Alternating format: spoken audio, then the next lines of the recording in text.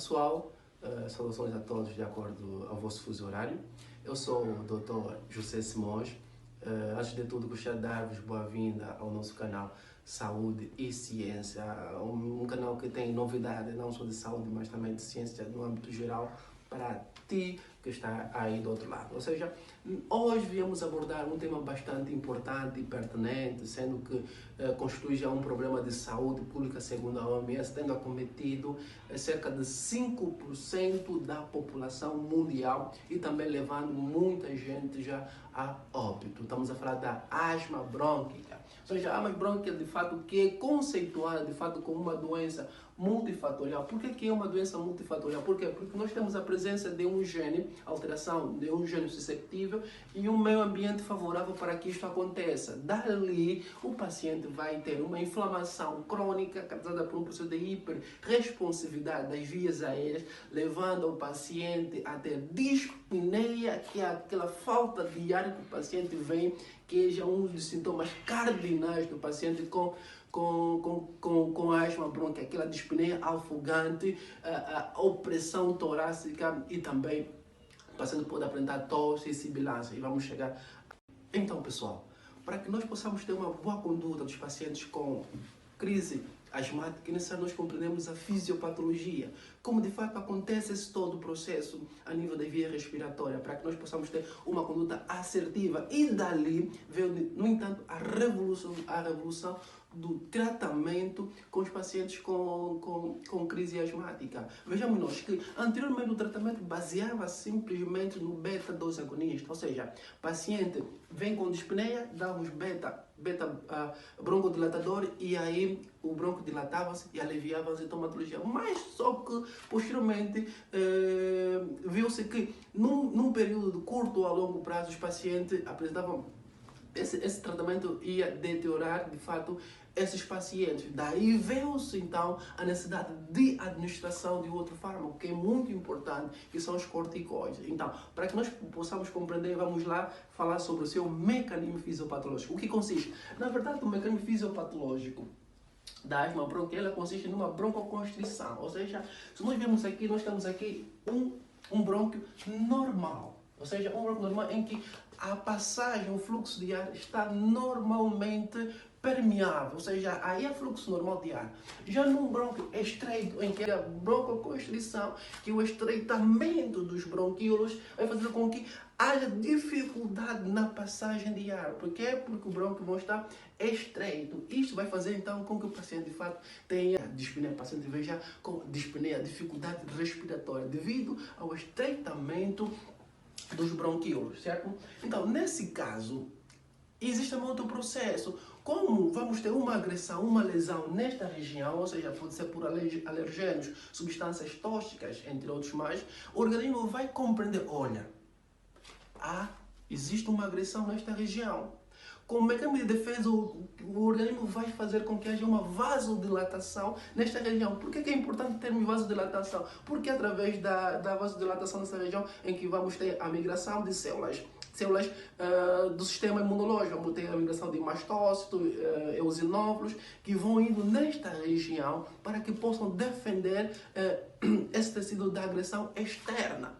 Ok? Da agressão. Então, essa vasodilatação que vai acontecer nessa via vai levar um processo. Qual é o processo? É um processo, o edema. Ou seja, o organismo vai pensar que está a defender, que está a compensar, mas também, em contrapartida, também está exacerbando mais as dificuldades respiratórias. Por quê? Porque esta via, além de ter broncoconstrição, vamos ter também a produção de edema. E este edema também pode fazer com que haja hipersecreção de muco, ou seja, o paciente na asma brônquica nós vamos ter um estreitamento das vias aéreas. Além do estreitamento, vamos ter o edema, vamos ter a produção de muco, vai fazendo com que haja líquido nestas vias aéreas, dificultando ainda mais a dificuldade respiratória do paciente, ou seja, do paciente. Dali que anteriormente se fazia simplesmente o beta-2 agonista, dilatávamos, mas não tratávamos a causa, que é a inflamação propriamente dita. Então, este processo inflamatório, que de fato leva ao edema, ela é mediada por uma imunoglobulina muito importante também, que é a IgE. Essa imunoglobulina, algo interessante, além de estar na asma, também está em vários processos alérgicos. Quando temos um processo alérgico, essa imunoglobulina está muito elevada, sendo também, ela constitui também um alvo terapêutico dos pacientes com asma e não só. Temos a migração de mastócitos e eosinófilos, temos as interleucinas. Uma coisa muito importante é que as interleucinas aqui, as interleucinas funcionam de fato como um sinalizador intracelular, ou seja, quando temos agressão, ela que vai sinalizando as células, olha, aí existe agressão, então é necessário que haja recrutamento de células para essa região. Quem faz esse efeito é essas interleucinas. Vamos ter também a produção de histamina também, que participa no processo inflamatório. Vamos ter leucotrienos e vamos ter também linfócitos T helper, que vão estar também nessa região para que de fato possa defender este tecido das vias, este tecido de patógeno externo. Dali, muito importante fazermos o corticoide inalatório. Então, depois desse processo, nós vamos ter o remodelamento. Olha, muito importante aqui no remodelamento. No remodelamento, aqui, de fato, acontece um processo muito importante, que chama de emparedamento. O que consiste o emparedamento? Na verdade, quando temos uma lesão num tecido-alvo, quando existe uma lesão no tecido-alvo, o organismo é muito inteligente. O que é que ele faz? Ele isola este tecido, esse isolamento, vamos falar de emparedamento. Para quê? Qual é a finalidade? É para que a agressão nesse tecido não se estenda para os tecidos adjacentes, ou seja, que fica simplesmente isolada nesta. Uma cerca, ou seja, este tecido fica em quarentena. Mas só que também este emparedamento muitas das vezes vai fazer com que este tecido esteja bloqueado de suprimento sanguíneo, de oxigênio, entre outros mais, fazendo com que o tecido, de fato, muitas vezes pode se levar à isquemia, ou então pode se adaptar, né, saindo, ou seja, diferenciando um outro tecido do tecido original, fazendo com que, de fato, aconteça aquele processo aí chamado de fibrose, que não é nada bom. Mas isso vai depender da intensidade, da duração do estímulo nesta região. Daí é importante. Veja algo muito importante.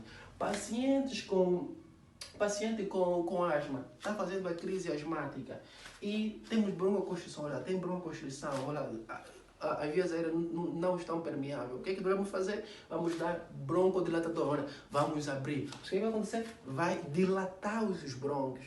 Mas, contrapartida, dilatando os brônquios, estamos a aumentar ainda mais para que haja entrada de quê? De substâncias tóxicas, de corpos estranhos, de patógenos nessa região. Então, isto aqui vai ainda exacerbando o processo inflamatório. Daí, muito importante tratar também a inflamação, não tratar simplesmente a dilatação, que é a sintomatologia, mas tratar também o processo de inflamação. Nesse caso, temos em conta o processo de remodelamento, que nesses casos muitas das vezes acontece. E principalmente quando os pacientes têm crise asmática, não fazem um segmento ambulatorial, só são tratados quando tem exacerbação da asma. Esses pacientes, de fato, temos que ter muito cuidado, temos que ter controle desses pacientes. Por quê? Porque, de fato, esses processos inflamatórios que vão ser contínuo, intenso e com duração muito prolongada, podem fazer com que aquele tecido aí possa passar por um processo de remodelamento que pode ser reversível, também pode também ser irreversível. Quando for irreversível, então não tem muito para dizer, piora o prognóstico dos pacientes, ok? Então, algo muito importante também, quais são as causas, não vou dizer até causa, mas gatilhos. Quais são os fatores que fazem com que os pacientes asmáticos tenham esses gatilhos, apresentam essas crises, essas exacerbações de asma? Existem vários fatores, vários fatores, inúmeros fatores. Um dos fatores, estamos a falar de substâncias tóxicas, estamos a falar de substâncias que de fato tem pessoas que são hipersensíveis a substância ou o cheiro muito nocivos. Temos também os alergenos, temos algo muito interessante aqui, os fumantes. Diga-se que quando a pessoa é fumante,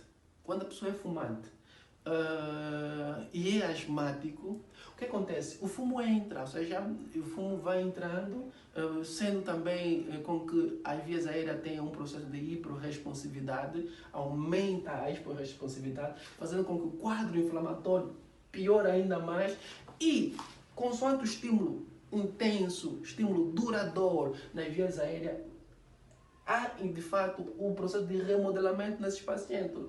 Vai fazendo com que haja um processo de emparedamento que pode levar a esses pacientes a apresentarem fibrose. Então é muito importante. Paciente asmático, das melhores hipóteses é não fumar. Não fuma. Isto vai fazer com que os teus quadros exacerbam e o seu prognóstico seja pior ainda. E não só os pacientes, os indivíduos que são fumadores ativos. Temos também aqueles pacientes ou indivíduos que vivem com pessoas que são fumantes, trabalham com pessoas que são fumantes. Então, esses também têm que também ter muito cuidado, porque também podem, de fato, fazer com que haja exacerbação da asma. Temos também as infecções, principalmente as infecções virais. Temos também exercício físico extenso também leva. Pacientes que têm rinite também pode levar a asma, que são asmáticos também, rinite pode ser também um pico para a exacerbação. Algo muito importante, interessante, são os medicamentos. Os medicamentos, de fato, também são importantes para gatilho dos pacientes asmáticos. Algo muito interessante. Se nós vemos pacientes que fazem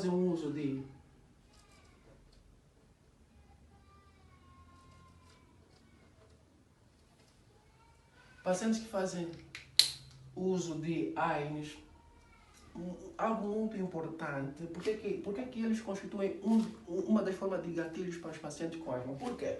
Vejamos que quando temos um processo inflamatório, o organismo ele quebra o ácido araquidônico, ou seja, vamos quebrar o ácido araquidônico que nós encontramos aí na membrana celular. Através da ação da enzima fosfolipasa 2 vai quebrar o ácido araquidônico, certo? Convertendo o ácido araquidônico, dependendo da via, indo para as vias da ciclooxigenase, das vias da lipoxigenase. Estas vias aqui, a via da ciclooxigenase é uma via que de fato vai produzir a prostaglandina, vai produzir a prostaciclina e também vai produzir o tromboxano A2. E nas vias da lipox temos a produção de leucotrienos.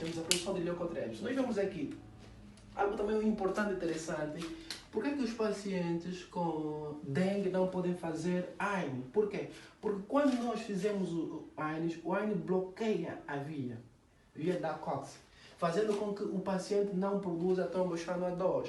E o tromboxano A2 é uma substância muito importante porque ele participa no processo de coagulação. Então, paciente com dengue, com hemorragia e fazendo com que damos AINE, inibindo a produção de tromboxano, isso também exacerba mais ainda o quadro dele, o quadro hemorrágico. Agora, nos pacientes com asma, por que nós não devemos fazer AINE? Nós vamos administrar AINE no paciente com asma. Vai bloquear a ciclooxigenase, que é a produção de prostaglandina, prostaciclina, tromboxano A2. Isso, com um mecanismo de feedback, o organismo vai entender que não está sendo produzido ácido araquidônico suficiente para que haja a produção dessa substância. Como no mecanismo de feedback, o que vai acontecer? O organismo vai produzir, vai quebrar mais ácido araquidônico. Em contrapartida, acontece com a via da lipoxigenase, a lipoxigenase produz leucotrienos. Esses leucotrienos é uma substância importante, por quê? Porque ele participa do processo inflamatório. Dali, se nós usarmos os AINE, vamos inibir essa via da ciclooxigenase e vamos ainda aumentar, vamos ainda ativar nessa aqui por aumento da quebra, nisso aqui, por mecanismo de feedback, fazendo com que esta via ainda produza mais leucotrieno. Isso também pode ser uma das formas de gatilho na exacerbação da crise asmática. Outro medicamento também, podemos falar dos beta-bloqueadores, certo?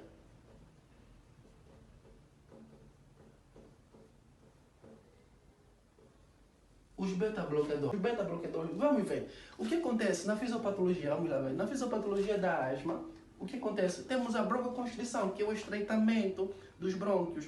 Então, se nós temos estreitamento dos brônquios, nós vamos administrar beta-bloqueadores. Principalmente, estamos a falar dos betas-bloqueadores, aqueles que não são seletivos, porque nos beta-bloqueadores nós vamos ter receptores beta-1, beta-2. Os receptores beta-1 são os receptores que nós encontramos no coração e o beta-2 nós encontramos na musculatura lisa, estamos a falar nas vias aéreas, né? Nas vias respiratórias. Então, se é importante, quando as catecolaminas que são as substâncias que ligam-se, que podem ligar-se a este receptor beta-2 a nível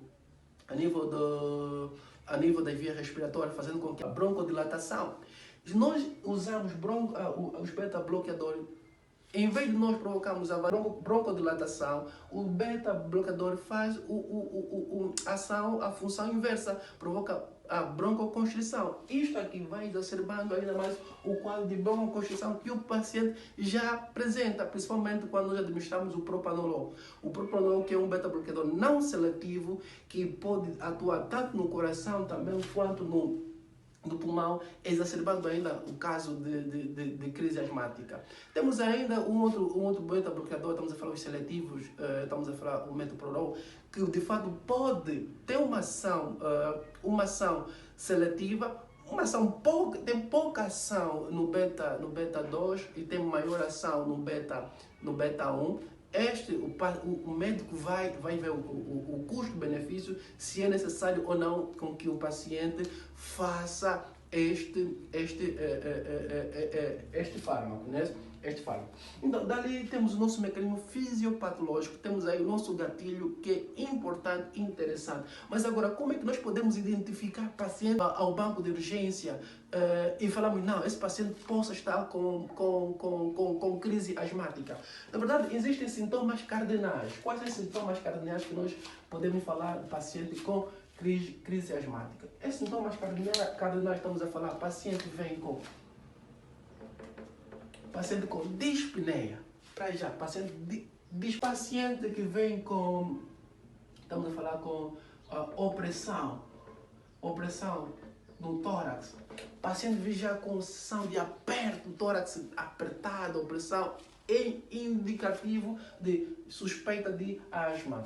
Temos também a falar de sibilância, importante, sibilos, paciente com crise asmática vindo, você está vendo, dispneico, com opressão torácica. Quando tu mete o estetoscópio, vai lá escutar, vai ouvir sibilância, veja, esse paciente provavelmente está com uma crise asmática. E algo muito importante e interessante aqui, é que normalmente esse paciente apresenta crise asmática com sibilância. Quando o paciente vem no banco de urgência, vem com dispneia, dor ou opressão torácica, e quando tu vai escutar, não tem nada. Silêncio, tórax silente, sem murmúrio vesicular, sem sibilo, você pode dizer, epa, o paciente não tem asma. Muito pelo contrário, esse paciente que já tem histórico de asma, já foi intubado, já tem histórico de intubação por asma, esse paciente é um paciente muito grave, que nós devemos ter atenção rápida, se for necessário correr esse paciente, porque esse paciente provavelmente deverá ser intubado. Por quê? Porque o bronco vai estar muito estreito, que nem ar, nem nada vai passar nessa via. Então, esse paciente tu tens que correr. Tem também outro caso que o paciente vem com tórax lento, ou seja, você não está escutando nenhum sibilo, mas depois de tu fazer o tratamento de nebulização, o paciente vem, vai escutar, tem sibilância, uma sibilância aí muito intensa, com murmúrios vesiculares, aí uma sinfonia aí totalmente maluca, doida. Então tu vais pensar, epa, o paciente está gravando, não está a piorar. Muito pelo contrário, está a melhorar. Por quê? Porque estava muito estreito, agora tu já ouves. Aí é uma dica muito importante para você que está lá. Ou seja, então vamos ver isso aqui. Também o paciente, através da hipersecreção, o paciente pode apresentar tosse. Da hipersecreção, através do edema que esse paciente vai ter, o paciente pode apresentar tosse. Normalmente essa tosse pode ser seca ou então uma tosse produtiva. O paciente pode ter tosse, o paciente pode vir com agitação, independentemente do quadro do paciente, ok? Então fica a dica. Este aqui é um breve resumo sobre aquilo que é a asma bronquial. Agora vamos passar por um passo muito importante, que é o tratamento. Chegamos, vimos, falamos, não, esse paciente está com asma, vimos, não, esse paciente tem isto. Agora, como é que nós vamos tratar? Vamos tratar de acordo com o seu mecanismo fisiopatológico.